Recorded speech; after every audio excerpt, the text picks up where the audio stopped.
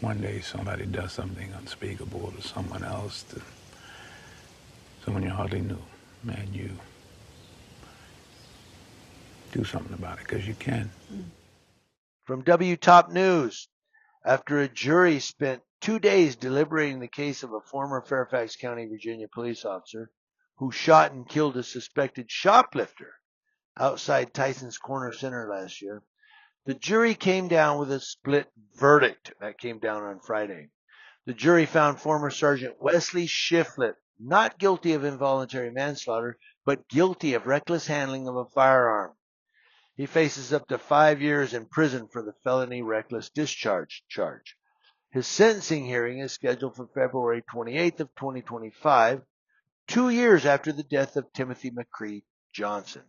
A man shot and killed by police in Fairfax County. It's been nearly 12 hours since this happened near the Tyson's Corner Center. But this morning, the question that we're all working to answer is why. Shiflett testified in court that he had fatally shot 37-year-old Johnson from the District of Columbia on February 22nd of 2023 in an act of self-defense after Johnson had led police on a short chase outside the Tyson's Corner Center Mall. So what happened at Tyson's Corner Center? Well, police were called to the Nordstrom department store in the southern area of the mall around 6:30 p.m. for reports of stolen designer goods. Ray-Bans? According to a police account of the shooting detailed in a news release, an officer saw Johnson exit the store and set off an anti-theft alarm. Police chased Johnson through a parking garage and into the woods, where officers said he disobeyed orders to get on the ground.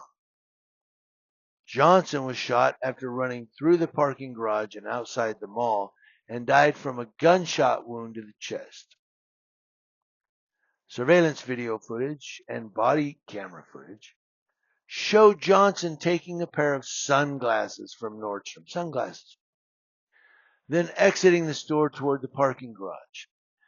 Plainclothes officers could be seen following Johnson out of the store and near Route 7, yelling commands to get on the ground and stop reaching for his pants. Maybe he was trying to pull them up. Soon after, Johnson could be heard saying, "I'm not reaching for nothing. I don't have nothing." When he did not comply and ran further into a wooded area off the side of the mall, officers opened fire, striking him once in the chest.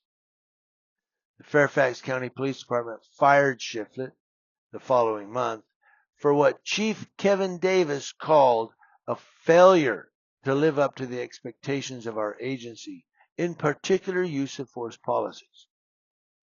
Shiflett was indicted in October of last year on charges of involuntary manslaughter and reckless discharge of a firearm.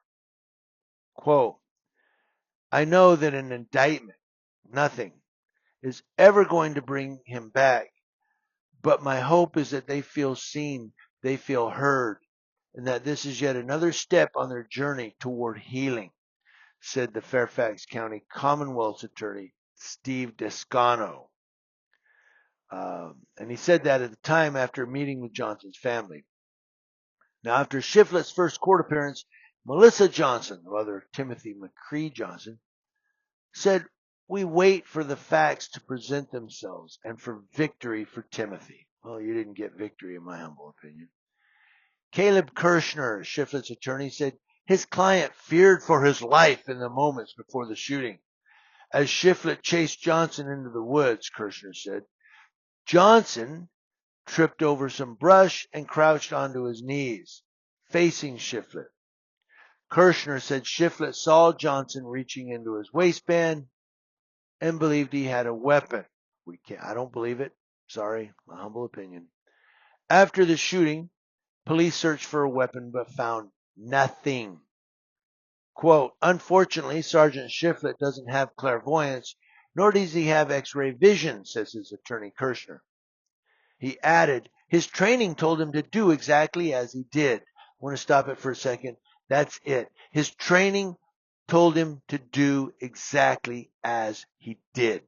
If you fear for your life, shoot him. There you go. Summed it up. Thank you, Attorney Kirshner.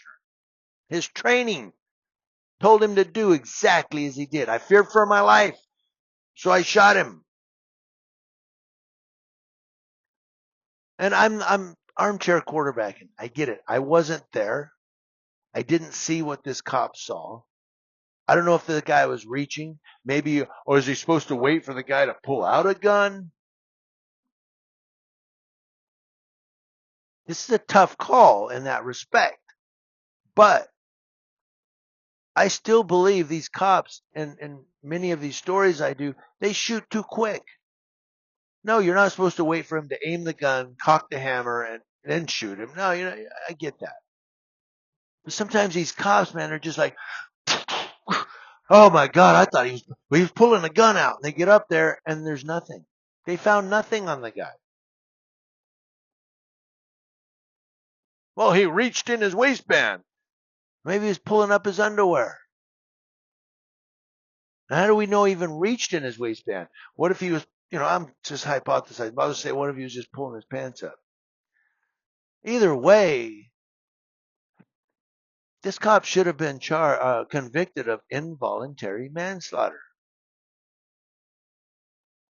Now, I'm speaking from education here because I've taken law courses. When I was in the Army, I took several different law courses. Not because I wanted to be a lawyer, but I wanted to be a cop. I don't know, I cracked my head or something. But I did. I went through 2 police academies, one Killeen, Texas. I went through level 1 police academy. And then I went through an academy course here in California, DeVore Training Center, DeVore, California. So I'm not speaking just out of my ass here when I say he should have been charged for involuntary manslaughter. Hands down. Forget all the well, it's training. I don't know. I digress. I'm sorry.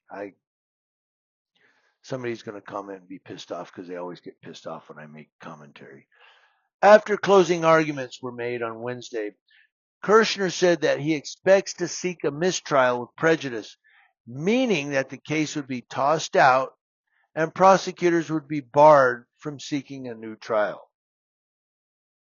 On Thursday, though, this last week, defense lawyers, apparently pleased with how the case is shaping up, made no request for a mistrial. Judge Randy Bellows simply instructed jurors to ignore a portion of prosecutor's argument in which the government mistakenly played a snippet of the body-worn camera video taken from Shiflett that shows a few minutes after the shooting that had never been introduced at trial.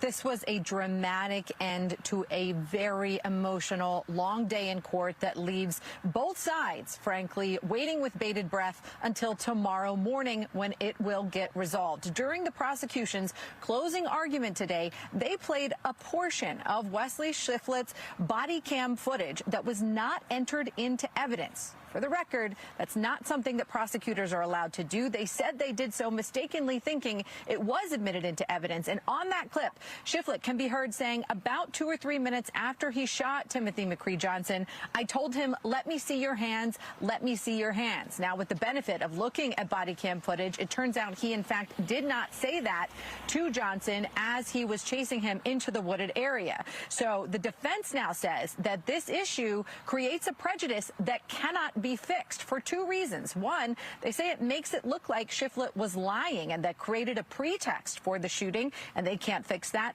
2, they tried to enter into evidence expert testimony talking about what police officers are thinking and feeling in the immediate aftermath of moments like this, and sometimes the memory issues or excited utterances that come out. They were not allowed to enter that expert testimony in, thinking that this portion of the video camera was not entered into evidence. Now, we caught up with Timothy McCree Johnson's mother as she was leaving the courtroom after that dramatic finish of the day, and she said that it may not be a terrible thing if it is a mistrial. Mother Melissa Johnson said her heart was fine when asked about the verdict on Friday. She said, let's not pick apart what has happened today. She says, let's accept that the jury did the best they could with what they had to work with, and the same as the Commonwealth's Attorney's Office. That was his mother. Now, adding that a lot more work needs to get done, Melissa Johnson called for a format foot pursuit policy in Fairfax County. Quote, Fairfax County has gone out to 2 different audits, and they have received those reports, and they still have yet to enact a foot pursuit policy. And so go fact check that, she said. WTOP's Kate Ryan, who reported outside the Fairfax County courthouses on Friday, said Descano had argued that Shiflett had other options to subdue Johnson and that the shooting wasn't necessary. Quote, real justice would be if Timothy was alive. That's what justice would be, said Descano. He goes on, what the criminal justice system can do is hold people accountable when they break the law, and that's exactly what happened today. Standing by his side, Melissa Johnson added, if the mother of the deceased can say that she is satisfied with it, you ought to be as well. And I think she's satisfied. I'm just guessing here. Again, I'm not clairvoyant. Like the attorney said, the officer's not clairvoyant. I'm not. But I think just reading this through, one of the reasons the mother may be satisfied and fine with the verdict that he's getting 5 years, he'll do 2.5, is that it's closure. You know, she's done with it. It's closure. She can move on with her life without her son. I mean, obviously she's going to be, you know, in mourning for the rest of her life. She's going to be sorrowful every time she thinks of him. But it's closure. It's like she can move on now, you know. I think that's kind of why she's satisfied with the verdict. I think one of the reasons I'm not satisfied with the verdict, even though I'm an outside player, I'm not, you know, in this circle, but I'm not satisfied with the verdict is because of that reason. A man lost his life because a cop feared for my life. And he got 5 years for discharging his firearm. And he's probably going to do 2.5 to 3 years. That's it. That's it for this loss of this guy's life. He should have got 10 years and have to do at least 7. That's in my humble opinion. And based on education. Again, I am educated in this. I'm not just some YouTuber that's talking, doing stories. I've studied law. I've studied law enforcement. I've been through law enforcement courses like criminal law. Yeah, I took 2 criminal law courses where we literally studied case law. That's how I know that homicide goes. It may have changed by now, but I doubt it. But when I went through college, I studied at Texas Central College, University of Maryland.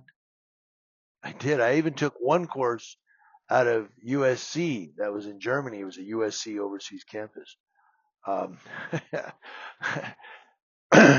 But you have murder 1, murder 2, murder 3, voluntary manslaughter, involuntary manslaughter, and negligent homicide. He should have at least got negligent homicide. I mean, let's look at that. Why didn't they charge him with negligent homicide? That's a good question right there.